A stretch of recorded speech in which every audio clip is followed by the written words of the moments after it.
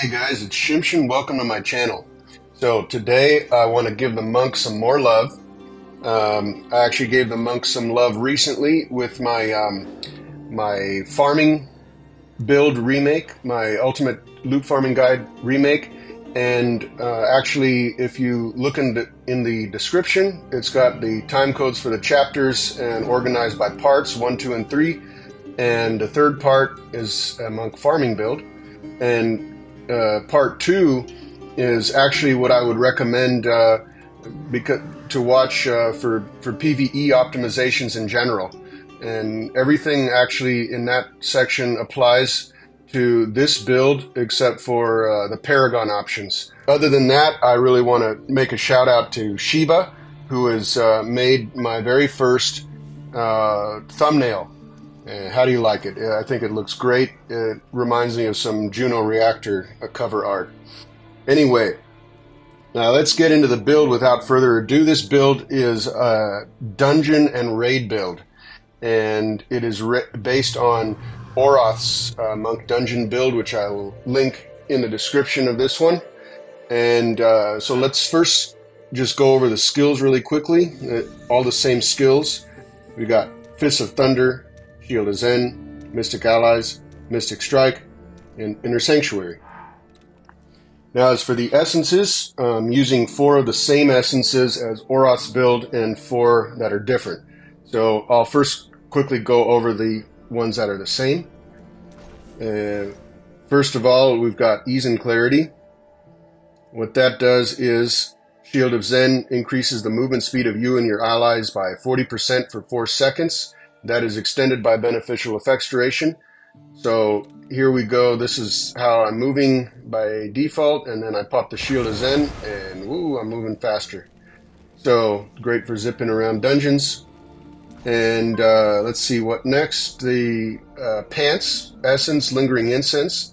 This turns what is normally a dash.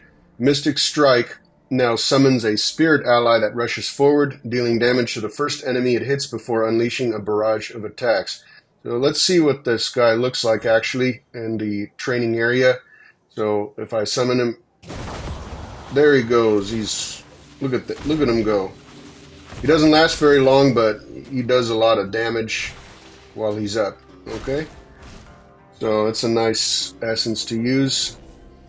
Then we've got Feline Defiance, and what that does is Mystic Strike now also increases your primary attack speed by 30% for 6.4 seconds at maxed Essence Mastery. So yeah, every time I summon one of these guys, my own primary attack speed will be buffed. It's pretty nice to have. And then let's see what else. The other essence I'm using that is the same as Oroth's is Harsh Truth, and that says Mystic Strike maximum charge is increased by 1. That allows me to spam 4 of these guys at a boss, for example. So look at how fast I can spam them all. And yeah, they're all just going nuts on the boss or whatever. Or I could spam them one at a time, you know, for monsters on the dungeons that require you to clear monsters to progress. Maybe some spam, you know, summon some here and some there, like Oroth does. He likes to, you know, summon them to different corners, here, here, here, here, for example. Yeah, so anyway, now let's get into the essences that are different in my build. To be fair, I don't think this essence was available when Oroth made his, but it is Humbled Horizon. It's one of the 2 essences I'm naming this build after. And let's read the description here.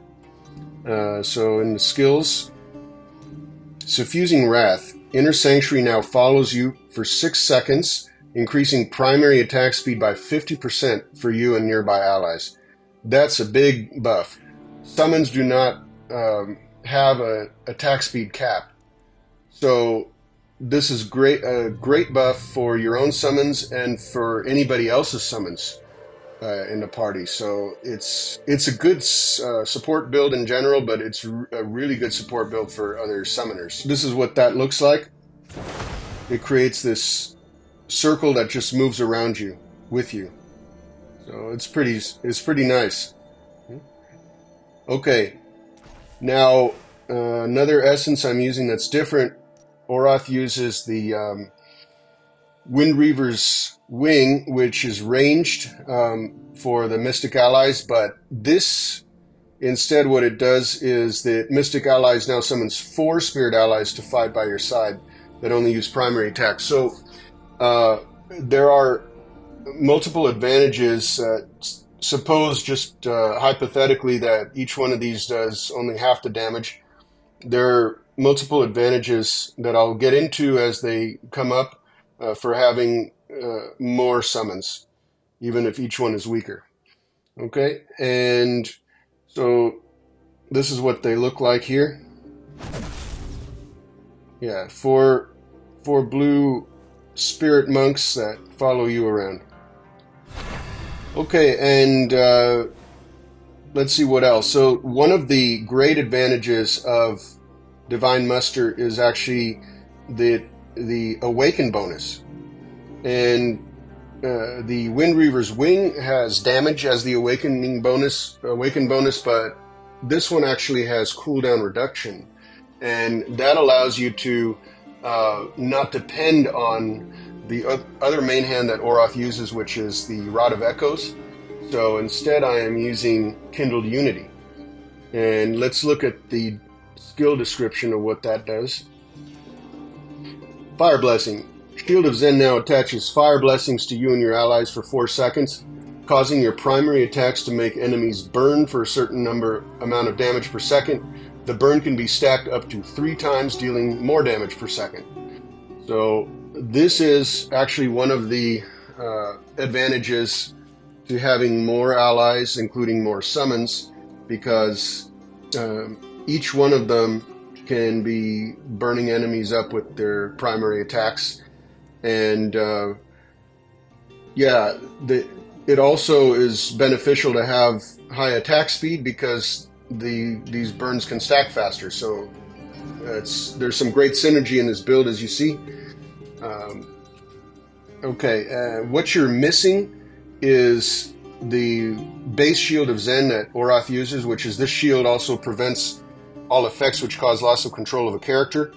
So Oroth in his dungeon gameplay shows some examples of where you get knocked back in certain dungeons and how the Shield of Zen prevents them from getting knocked back. And I'll be showing how I deal with those similar situations myself. Okay, and yeah, this is what it looks like here. You can see it just, causes your hands to glow. Let's see, the other essence that I'm using different. Well, he uses Respite Psi in order to get maximum uptime on the. It increases the duration of his Inner Sanctuary, but I don't need that with this build, so I'm using Thrumming Ferocity instead, and that says that within Inner Sanctuary, you and your allies deal 15.2% more damage at max Essence Mastery. Now, if you go over to this NPC in West March, the Master Jeweler, Vic, it's the best interface, in my opinion, for showing your awakenings. And unusual thing about this build is that every single slot has the Awaken bonus of cooldown reduction. And you should keep in mind that there's a 30% cooldown reduction cap.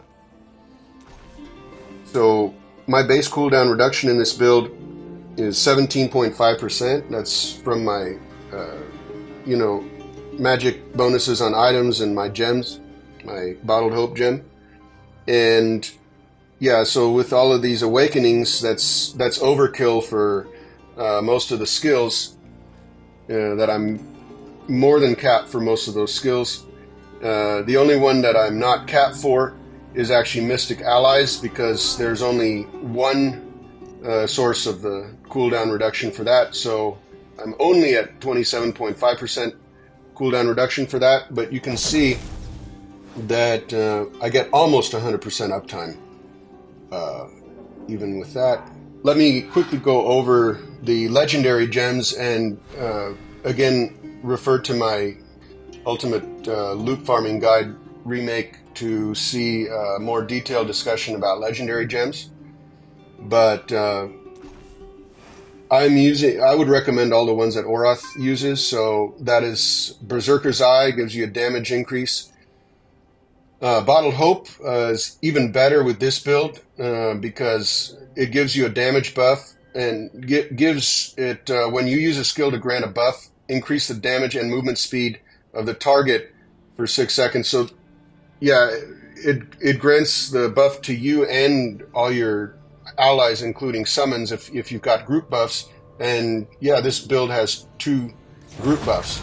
So it's super good with this build, and it also gives double effect to summons. So it's just a fantastic gem for this particular build. It's a good gem in general. Using Blood-Soaked Jade, that is gives 10% movement speed and also increases your damage. Mother's Lament, it gives a crit chance buff. Rolling Consequence gives a crit chance buff and a damage over time effect, a burn. And then Freedom and Devotion is a great gem to, it increases the duration of your summons.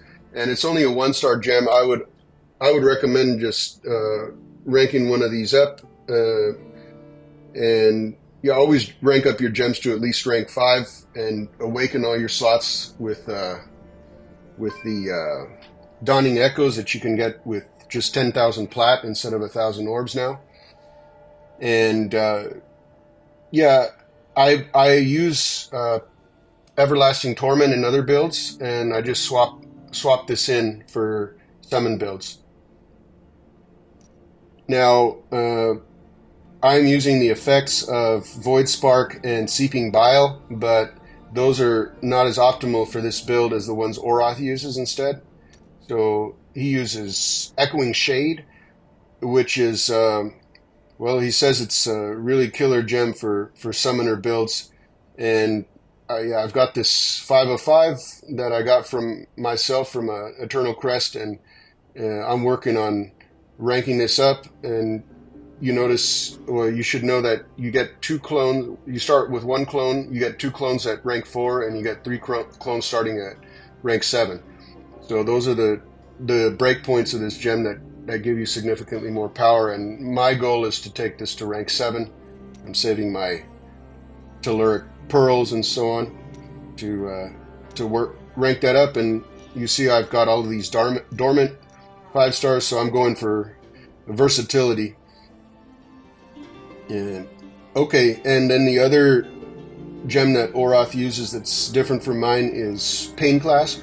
And this provides another damage buff, and it depends on a continuous damage source, and you've got at least 2 of them. You've got Roiling Consequence, and you've also got the skill from, the Shield of Zen, Fire Blessings. Okay, so that's it for legendary gems. Now let's talk about the sets. So there are 2 good options for sets. In my opinion, one would be the same combo that Oroth uses, which is 4 Shepherds and 4 Vithus. And let's quickly go over what those do.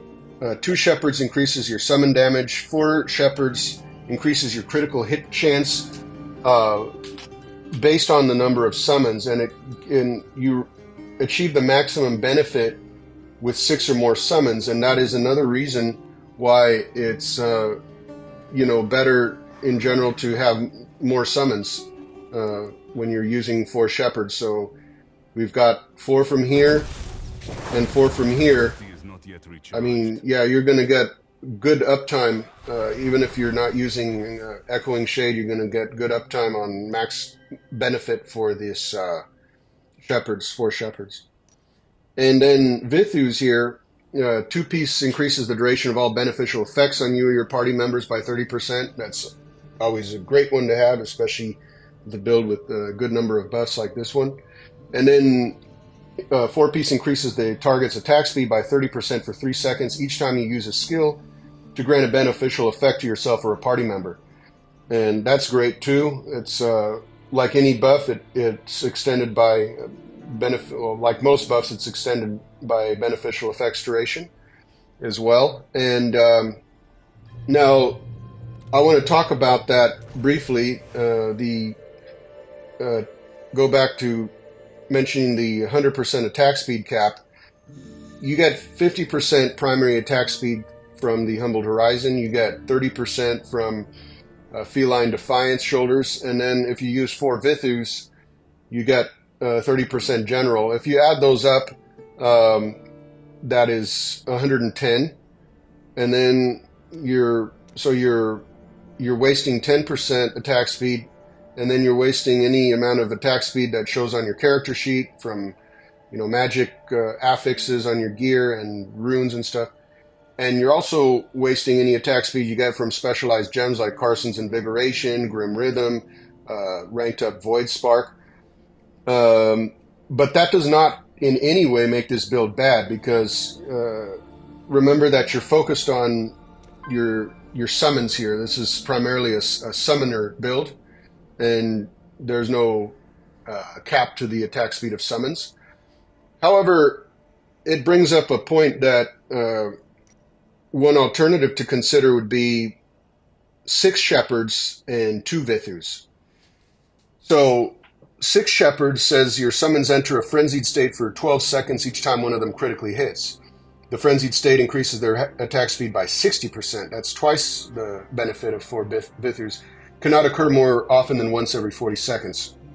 So the only downside is, one of the downsides is the cooldown. The other is that it's only affects your summons. It's not, you lose the support from 4 Vithus for people that don't have 4 Vithus, right? So it's more personal burst DPS in exchange for less support. That's the trade-off.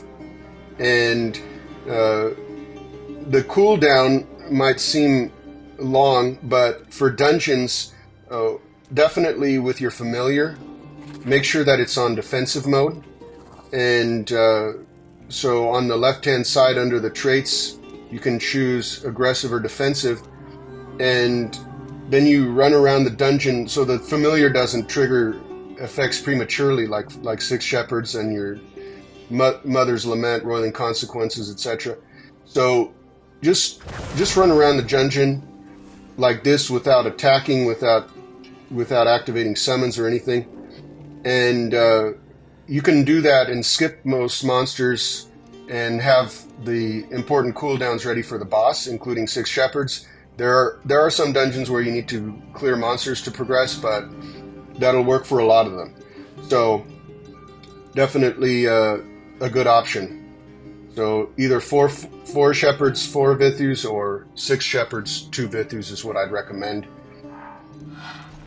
Okay, now let's very briefly talk about Paragon and Warband, because, again, I go into more detail about that in, one in my movement speed video, and I give a more careful summary in part 2 of my farming video. And the key here is that size increases movement speed. It acts as an independent movement speed multiplier. And so you want your Paragon and Warband to support that. For Paragon, you want the right side of Brawler, which includes these 2 skills here that together increase your size by 8%. And this one is nice too, Combat Tricks, that while heavy armor is active, you can move through enemies freely, etc. And so when you're going through narrow corridors in a dungeon filled with monsters, then you don't get slowed down or have to kill them to progress. And then it's got some other survivability benefits as well that I'm not going to read in detail. But yeah, Brawler is a Paragon I'd recommend. And then for Warband, go to the Warband menu and choose Room Management. Tap your room, tap this change icon under base bonus. Make sure it's under one of the protector roles, and make sure that you have the Shepherd's Burden Remnant that increases your size by 15%. If not, look and manage remnants. See if you can find it anywhere. If you can, and it's just not equipped, then ask your Warband leader to use it as the protector remnant set, and if you don't see it anywhere, farm the depths. You really need to get that remnant. Okay, so that's Paragon and Warband. Now, familiar, again, refer to my part 2 of my loot farming guide if you want more detail on familiars. I explain how to get a familiar with a utility trait that you can put in your bonded slots. I explain, that you might want to have a different PvP familiar from a PvE one. And then the PvE one, just real quickly, what you want is a Skitter Right or Brood Talon with Lingering Wounds. That's potentially the best armor break in the game. And you want it with high insight. And, if you want an explanation for it, as I say, refer to my other video. You also want to make sure it does not have the tenacity to decrease the skill of the familiar itself, because that'll throw off the cooldowns. They'll go out of sync with your other cooldowns. Okay, now let's talk briefly about magic attributes, and again refer to my farming guide part 2 for details on that. But as I mentioned, there are 4 general magic attributes that I would recommend stacking for anybody, which are beneficial effects duration, cooldown reduction, critical hit chance, and critical hit damage. And I explain in my other video, the farming one, where the different sources of them, the different slots they can roll in, etc. But in addition, for this particular build, another good attribute to have is summon damage, and summon damage actually rolls on the same slots that skill cooldown reduction rolls on. So those are both good magic attributes for this build, but in different ways. So you see all of these slots have skill cooldown reduction for me, and that allows me to have more uptime on my Mystic allies. But on the other hand, I would probably do a lot more burst damage if I had summon damage on these slots instead. The ideal Reforges for this build, well, for any build at all, you want to have all 8 slots with duration of beneficial effects increased, and the maximum roll on that is 3%. And for PvE builds, the optimal is typically critical hit damage, primary attack damage, and skill damage. And then for the 5th line, for certain builds, attack speed is optimal, but not for this build. As I mentioned, you're exceeding the attack speed caps with this, and what would be a lot more impactful for this particular build would be summon damage. And now you can go to the blacksmith here, like Charcy and Westmarch, and you go to Reforge and choose one. And now you see at the top here, you have 2 loadouts. Now, what I would recommend is to first max out the rolls on the things that you want in common with both your loadouts. If you want to make a second loadout, including, for example, getting 3% beneficial effects duration on all slots, and then unlock this other loadout and start differentiating them if you want, and you can have one loadout with summon damage and one without, for example. Be safe, you can also save those loadouts now in your armory with the button to the left of overwrite, and yeah, here you have an option: save current primary equipment Reforge loadouts. Okay, and now while we're here, let's talk about curse properties. And if you didn't know, you go to change curse properties, you go to services, and you go down to the bottom one. For some reason, it's called curse purifying, a terribly misleading name. But you purify and use this purification shards, and that actually re-rolls the curse. And what I recommend for this build is 6 Vexed and 2 Lashed. So 6 Vexed, when your summons enter the battlefield, you let out a roar dealing damage to nearby enemies. The important part is, additionally, the roar drives your summons into Furious Rage, increasing their movement and attack speed by 24% for 6 seconds. Effect cannot occur more often than once every 30 seconds. That's a nice little DPS boost for summoner builds. And 2 Lash, I mean, you're going to be primary attacking, so why not get a little bit more DPS on that too? And this damage over time is in the form of a bleed, by the way. What I change for raids is simply the Paragon. I would use, well, by default, Slinger.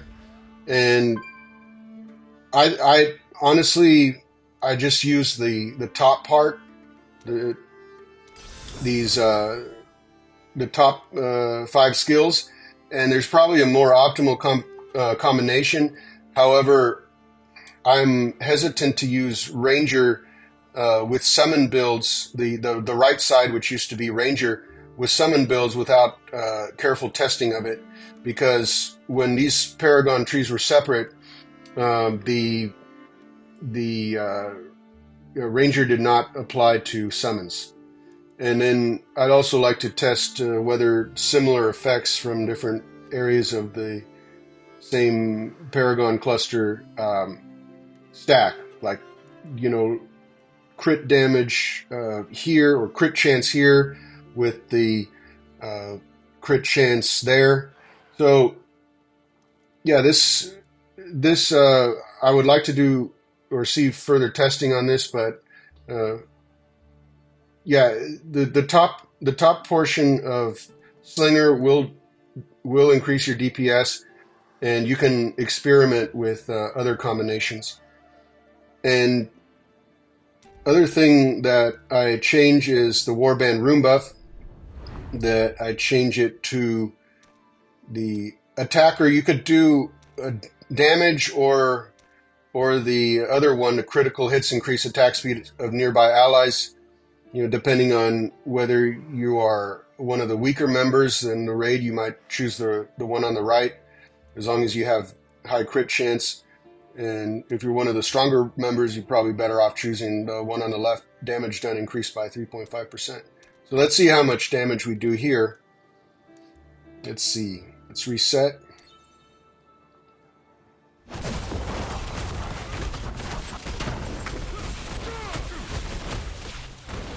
Okay, 3.6, so you see it made a measurable difference for sure. Okay, so now I want to show some dungeon gameplay footage, and this is Tomb of Fahir. It's one of the same dungeons that Oroth did in his build video. You can see that I've already DPS down the left idol, and that dude just came, you know, he was like kind of in a daze. And this is one pet peeve I have about running with totally random groups, that you get people that will go 3 to a side, you know, and you can, yeah, if you go back and check, you can see that they had plenty of time to react and go to the proper sides. So here I am setting up all my summons and DPSing down the boss, with, you know, almost completely DPSing him down before anybody gets here. And actually rewatching Oroth's build video and thinking about it, I realized that here in these recordings, I'm not even activating my skills in the most optimal way of all. For bosses, the optimal would be to first activate Mystic Allies, then spam Mystic Strike, then the Inner Sanctuary, and then the Fire Blessings, because you want to spam. You want to put the Mystic Allies down before you spam the little guys from Mystic Strike, because they don't last very long at all. So here you see we're going down the elevator, and it's just a race to the boss now. And let's see how fast we can burn him down.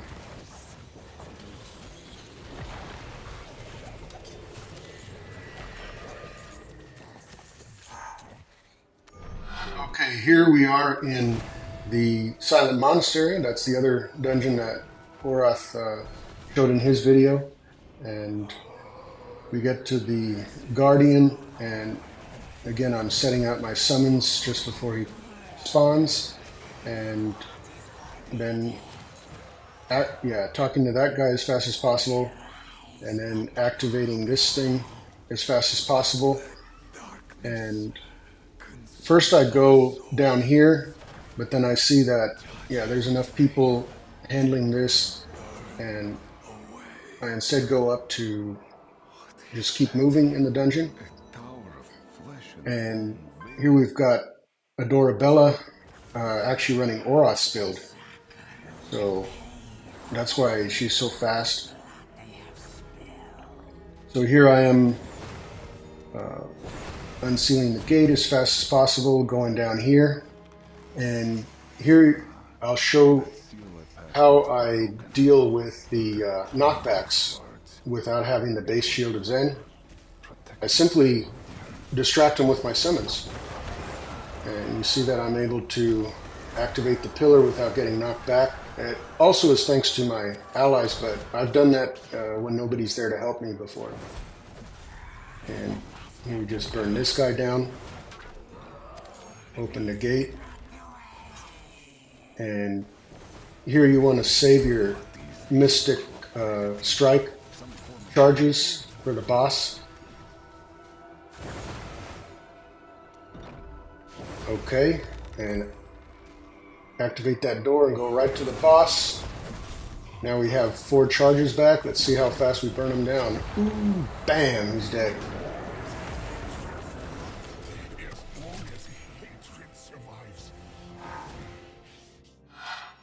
Now, some people complain that when the Greed Spoils pops, particularly on this boss,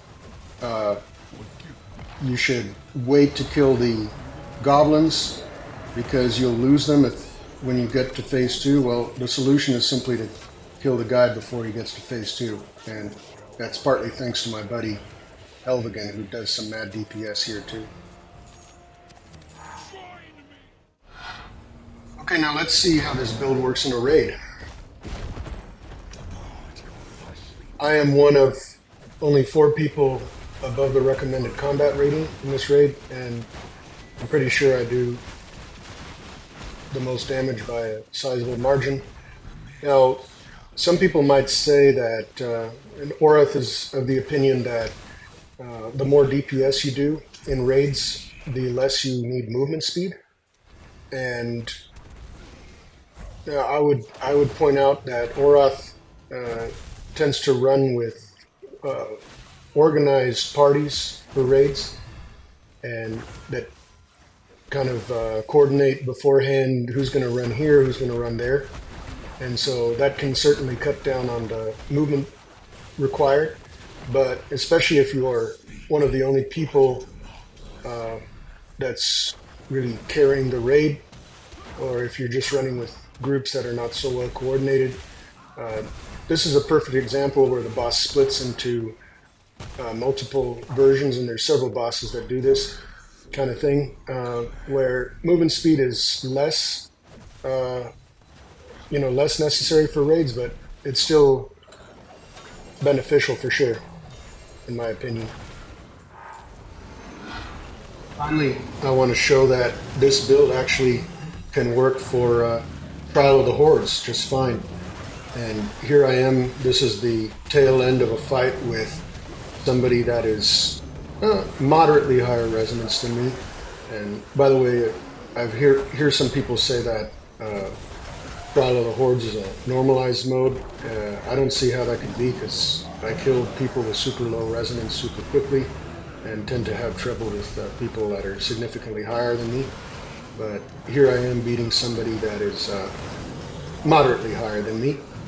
And there we go. I will end the video there, and if you enjoyed it, please like and subscribe, and I'll see you guys next time.